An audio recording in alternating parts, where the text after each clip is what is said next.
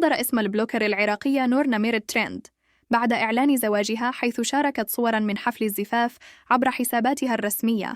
وأثار الخبر تفاعلاً واسعاً بين المتابعين الذين انهالوا بالتعليقات، إذ ركز الكثير منهم على مظهر زوجها، معتبرين أن نور أجمل منه، بينما دافع آخرون عنها مؤكدين أن الجمال الحقيقي في التفاهم والسعادة بين الطرفين.